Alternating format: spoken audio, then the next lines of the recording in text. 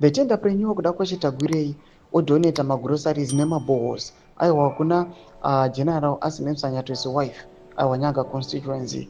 The move yaonekwa kunzi Tagwirei asi ari kuda kuzama kuda kubraiba vana Sanyatwe kuti vauye vachivatevera kana kuti vasauya vachienda against their plans to ascend to the presidency. Nsandavira mashoko ari kuda panapa achinyorwa nemacritics vanyora mafungiro avo pamusoro pe-this move.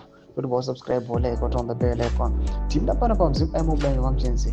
The tenderpreneur kuda kwachitagwirei has just donated groceries and a total number more than 3 bohos to General Asinem Sanyatwe's wife, Nyanga constituency, which the people would pay for themselves on their own.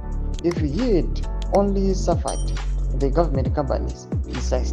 The donation comes after 3 major military level events happened in May, starting with a warning fired by War Veteran President Geza on 9 May titled Generals for Sale, which implicated Tagwirei for bribing military generals. The most strategic general, Presidential Guard Commander, named by Geza, Fidelis Monda, yet his office ransacked in less than 2 weeks after the declaration by Geza.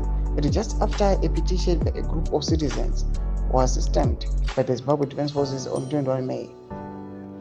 Could Tagwirei be also trying to allegedly bribe Sanyatwe today? What do you think Tagwirei is trying to achieve through this philanthropy or monopoly with the military? Ndio mashoko ari kuda panguva ino achionekwa kunzi aiwa this donation inotaona kuda kwachitagwirei panguva ino iri very critical. Vane vachibvunza kuti aiwa asi ari kuzama kuda kubraiba vana Asinem Sanyatwe here. Zvinhu zviri kuitika, maevents ari kuunfold. Atiri kuona kuti pane maevents akaitiwa aiwa nana Bob Shogeza aita sana the general on sale achiva achiexposa vana kuda kwachitagwirei for bribing magenerals nezvimwe zvakasiyana siyana zvemaattacks ema-presidential guard vana commander Fidelis Monda. Zvinhu zviri kuitika panguva ine kuonekwa kunzi wacho achidonata kuconstituency yaAsinem Sanyatwe's wife kunyanga constituency kuonekwa seanother bribery iri kuda kuitwa vana Sanyatwe kuti vauye kuside kwana Tagwirei. Pina comment section medu dzavakuru enyu vari kudi pamusoro pechitiko ichi.